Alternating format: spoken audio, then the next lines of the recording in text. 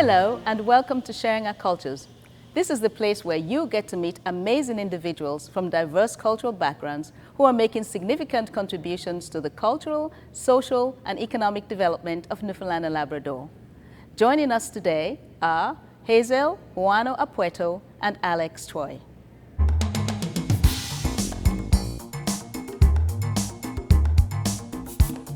Welcome back to Sharing Our Cultures. I have with me the most respected leader in our community, Miss Hazel Juano Apueto. Welcome to our show. Thank you, Loretta. It's been my pleasure to be invited here and participate in your show, and a great opportunity for me to share my experiences. Right, that's great. Well, we're going to hear a lot of that as well. Now, you are the former Honorary Consulate General of the Philippines for Newfoundland and Labrador. For Newfoundland and Labrador, okay. That's so right. what were your responsibilities? Oh, that's a varied responsibility, Loretta. First of all, is assistance to our fellow nationals, Filipinos, and I do share information regarding the Philippines. I go to schools like Marine Institute, university, the Girl Scouts here, and give presentations. I encourage trade, bilateral trade of business between Canada and the Philippines, and those are the most things that I usually do, and host when our Philippine ambassador is here and the embassy staff. Host them here and introduce them to the different ministers of the provincial government, members of the provincial government, and I introduce them to, like, for the mayor, the lieutenant governor, and the other ministers. Right. It's a very high-level position. Well, but we have to remember it's honorary, so it's volunteer. Right. But I really enjoy doing this, and I've been doing it for the past 20 years. Right. So that makes me feel old. No, you've just raised up the standard for being a leader in our community. I hope so. That's right. The other day I watched the documentary Becoming Labrador, and that's about a lady from the Philippines who accepted a position. And she thought she was actually going to Ecuador. But she arrived here in Labrador in the middle of winter. So we have a lot of people from the Philippines throughout the province. About how many would you say are here? Combined in Newfoundland and Labrador, it'll be 3,000, over 3,000 now. And with the immigration programs and welcoming immigrants and workers from different parts of the world, especially Philippines. We have a lot coming in now to Newfoundland from the Philippines. Right, and of course they're right across the province from Labrador and Newfoundland. So what kind of jobs and employment are they filling in when they come here? When they come here, they usually are in the hospitality business, like they would be working with McDonald's, Tim Hortons, the hotels, and the hospitals here with Eastern Health, and with professions. They could be also doctors, nurses, teachers, and all varied sorts of professions. That when they come here, and they do caregiving as well, and janitorial services, and they do all sorts, because as you know, Filipinos are very resilient, easy to deal with, loyal, and they speak English pretty well, because we were under the influence also of the Americans, so education was brought to us during our history, and we speak English. So well, they're very good caregivers. I remember I was at an event, and one of the nannies for a couple, like, she was looking after this little child, and she was just, you would think it was her own, right? She was just so caring and loving. And of course, a few people from the Philippines that I know are very much like that as well, That's just the way we are, nurturing. And we care the children like their own, because that's a big responsibility for us to take care of someone's child or children.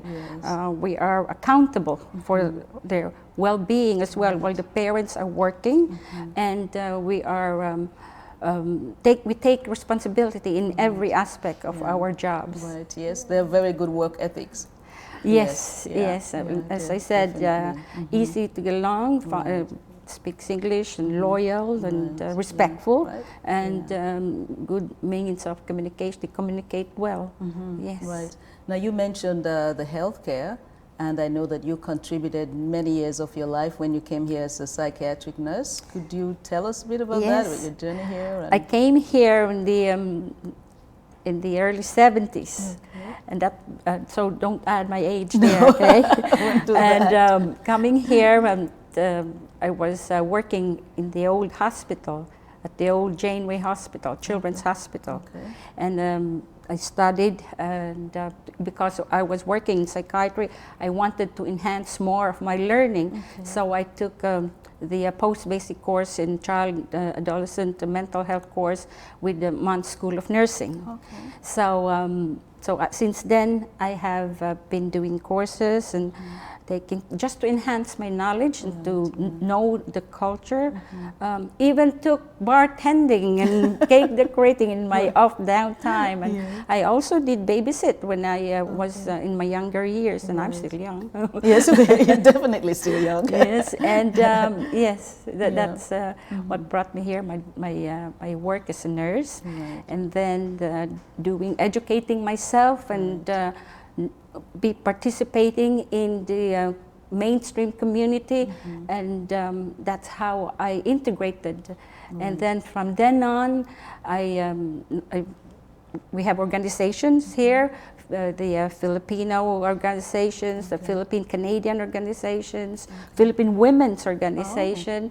So I was one of those, part of those, a member or one of founders for the Philippine Women's Organization. And so it just bloomed in my participation here, and that's how I integrated. My father used to say, when you are there, you are not there to sleep, you are there to learn.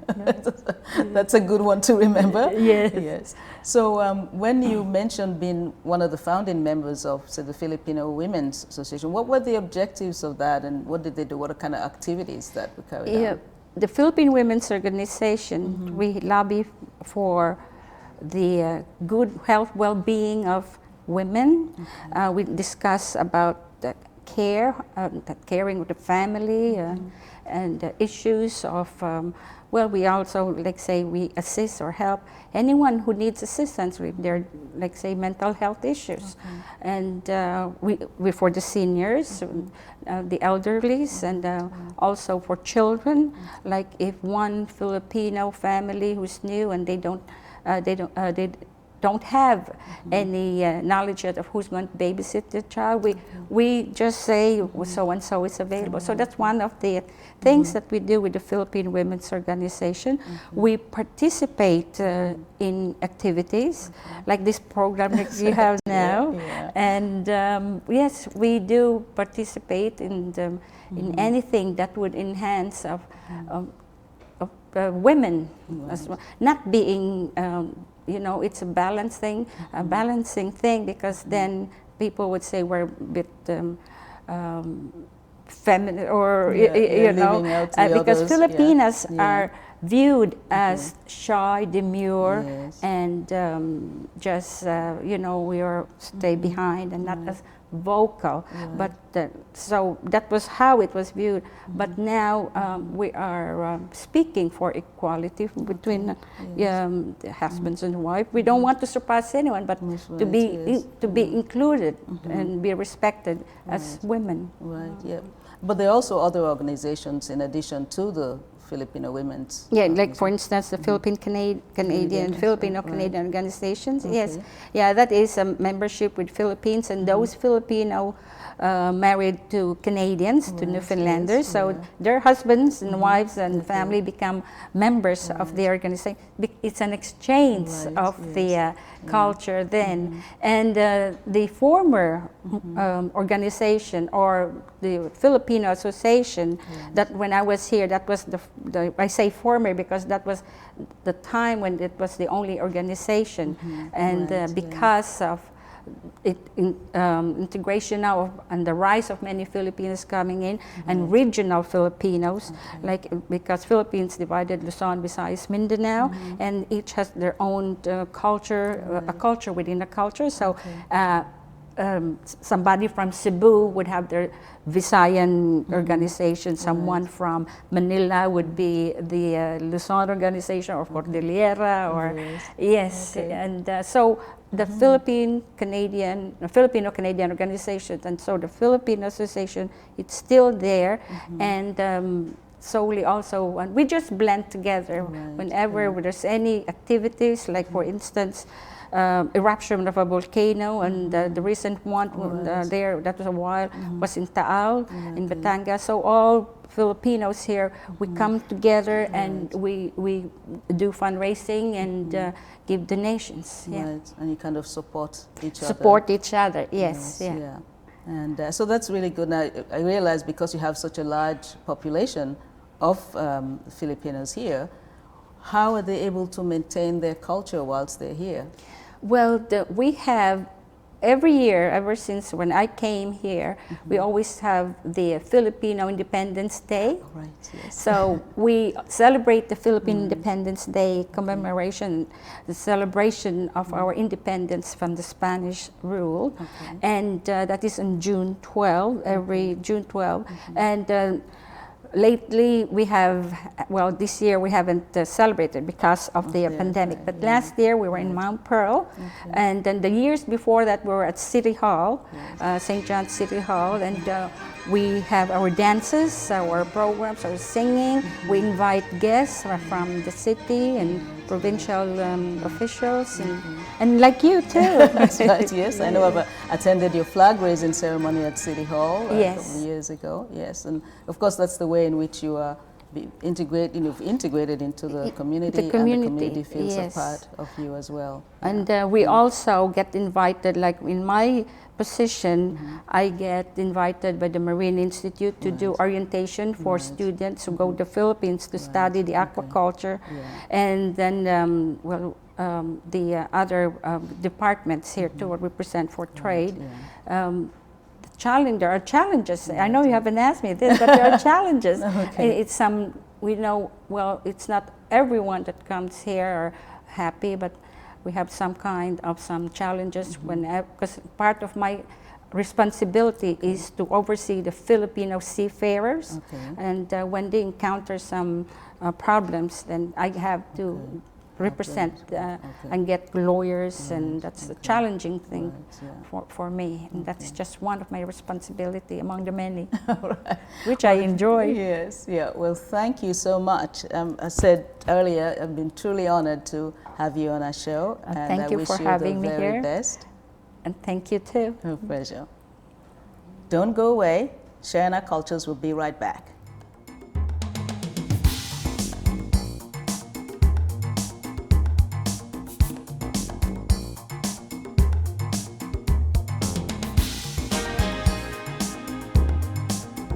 Welcome back to Sharing Our Cultures. I have with me Alex, who's a volunteer, and he loves giving back to the community. Welcome. Welcome for having me. Yeah, that's great. Now, what brought you to Newfoundland and Labrador? Like most people who are from away, we came here in the first place because of work. So I came here in 1986, December, during snowstorm, to start working at the Janeway. Okay. And where did you come from originally to do this? I was in Hong Kong, but I lived in England, and I trained in England, and then I live in Toronto. So I've been a few places in the world before coming and settled in Newfoundland for good. Good, okay. So when you came here for work, what was the work and where did you work? I am an orthoptist, which is not very common. There was a vacancy here and nobody was filling the job, and I applied when I was in Toronto, and I came here. I was the only one for about 10 years before they could find a second one to help my work. And since then I've been working at the Janeway Pediatric Eye Clinic, and I just retired in June. Oh, well, happy retirement. Yes, after 33 and a half years. Wow, well, that's a lot of contribution to this province.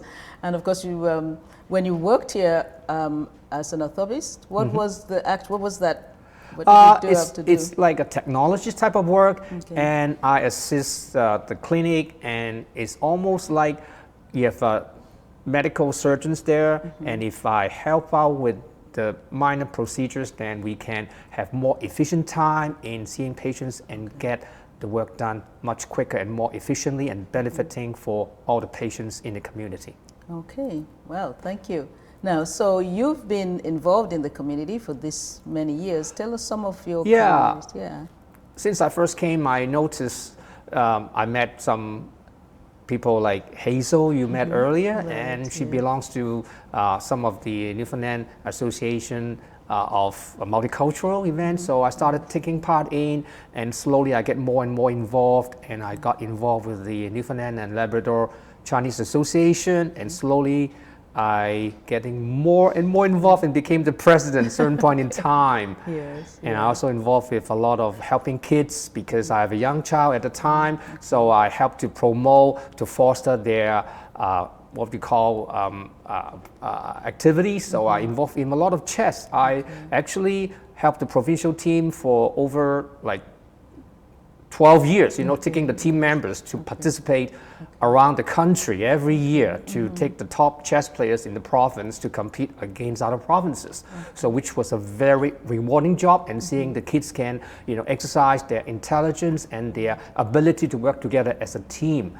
So helping out a team is very important to make a community together. Yeah. Oh, that's really great for community building. So was this chess team primarily young people? Or it involved from grade 1 to grade 12. So we organize events across the province to promote the chess game, because this is a game that can help in other areas as well. So I was pretty involved with that before I took on to photography, or when things started to move on a little bit. Yes. Okay, because I was going to ask you, you are an avid photographer. I see a lot of your photographs of the beautiful province on social media. Now, what is your passion for that? People said because I work with eyes, so I have the eyes as well. That's a good one. I just love contributing the beauty in this province, the scenery, the events, the culture. Everything is fantastic in Newfoundland, and I really believe in this province. So I have time, I bring my camera out. Actually, I don't leave home without my camera. Just even today, I have 2 cameras in my bag. So I take the pictures and share with people that I like and people that wants to know more about the provinces. So I post a lot of pictures on social platforms and help events, festivals in town, and help the local artists, community, musicians, so everyone can benefit from sharing the beautiful things in this province. Right. You should be an ambassador for the province. Yes, because all of the beautiful places that you've shown, I mean, people from around the world can see that and say, oh, I want to go there, I want to be there, Yeah. One of the things was the New York crew actually from the morning show came, and I was with them taking icebergs. Outside the harbor there. All right, so that's great, and because it connects you with so many people as well. Yeah, because I find Newfoundland is just a small place. When I was growing up, of course, I know about, but it's Newfoundland, but not like Newfoundland. I thought this is a place, but imagine, fate brought me here. I would never realize I would come to Newfoundland when I was studying in primary school, hearing about Newfoundland, and now I've been here over 34 years and loving it. Right. So what has influenced you to stay for so long? Many people come and then they leave after a while, but why have you stayed? Well, a lot of people, of course, will say it's the scenery and the and the friendliness of the people. I all agree with that. But you have to experience that. You have to really mingle with the people and starting to share, your knowledge and your feeling about the province with others that you know. I find that by sharing my experience in Newfoundland, I can bring my knowledge and my love of this province to other people, and that's very rewarding because I just love this place. And even my son has moved on to another province and he's staying, in Alberta, but I said I will always stay in Newfoundland. Right. There's just something about this place that embraces you, and you just keep on giving and giving. Yes, of course, just like so many places you can explore. I've been on East Coast Trail many times, and there are still many places I haven't been to. I was in the Northern Peninsula, in Glee, seeing the ice flow. It was so beautiful. Everywhere is just enough time to travel is what I want for my retirement days. Right, yes, as you've really been enjoying it, your staycation. Yes. And that's been doing really well for you. Yeah. Do you have a favorite place? Too many. Just even this month, I've been to, of course, Allerton's, Cape St. Mary's, Buena Vista, Trinity, and then all the trails, just like Mad Rocks trails in Carbonear. They're all many, many good places. And also, whale watching on Zodiacs. This is a must-do for people who hasn't been on a boat ride before. The amazing whale showing in this province is just wonderful. Yeah, it's second to none. Yes. I've heard somebody say. Yeah. Yes. So now there's a large Chinese population here in the province. Yes. How do you feel that they have integrated into this? I find that they're integrating really well, because I find that a lot of the people who have been here, like in the 60s or 70s, they started to retire, and their business are all taken over by the newer generation, and it's a good sign, because I've been to a lot of these Chinese establishments I had been before, and now they are run by younger generations. They have new ideas, they started new families, and they are really doing well in this province. Right. So how do you think the province can best welcome people who are coming from around the world here? Well, a lot of them, they bring their parents here and they do not speak our language. Sometimes if you have some brochures in a different dialect that people can understand more, or separate group that can help them to integrate into our culture, or at least know what's available in the province, will be excellent for them to learn. Yeah, because I knew that one time when I was working with ethnic minority seniors, we had to have volunteers who spoke Cantonese, Mandarin, and to sort of help the older. So a lot of younger people came to work and brought their parents. Yes. Because the parents, a number of them didn't speak English, so they had a little bit of a difficulty integrating, and getting around. And so by being able to have brochures in languages they could read would help that as well. Yeah, the other good thing is with technology, people can go online these days. So a lot of parents who are older now, they can still come here and without the boredom, because they can have accessibility to online and learn things more through their own languages. So it's a kind of reducing the barriers to other people from different cultures coming here as well. Okay, that's great. You are such a positive person. Like, I love to just sort of see your Twitter and go to it and says, what's Alex sharing today? So what do you think has influenced that passion for being positive in your life?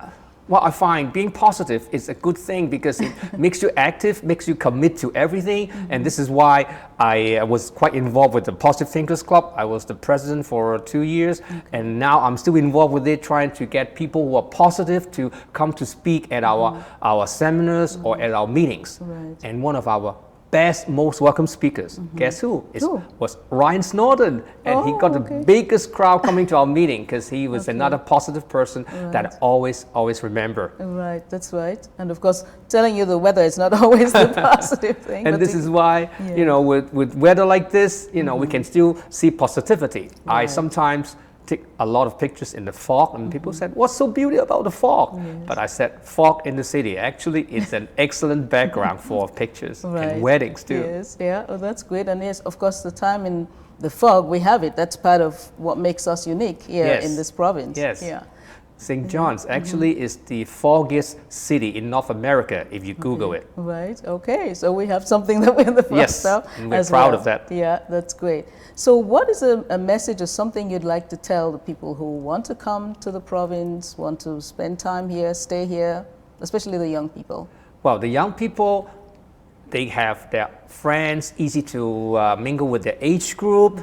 And the best thing is you have to go out and socialize with not just people from your own background, but also with Newfoundland, because you're going to find out so many interesting things about Newfoundland that you can blend them together to suit your own style and enjoy it more that way. This is how I find, by learning the Newfoundland languages, jingles, and the food, I enjoy my life even better. Right, that's great. And we can tell. And of course, you stay quite positive. Oh, yes. Yeah, in everything that you do. Well, this is great. We really appreciate having you here today. And I know you retired and you want to travel and be around, But we're just so happy that you made time to join us today. So thank you very much. Oh, thank you for having me. It's my pleasure. All right. Thank you.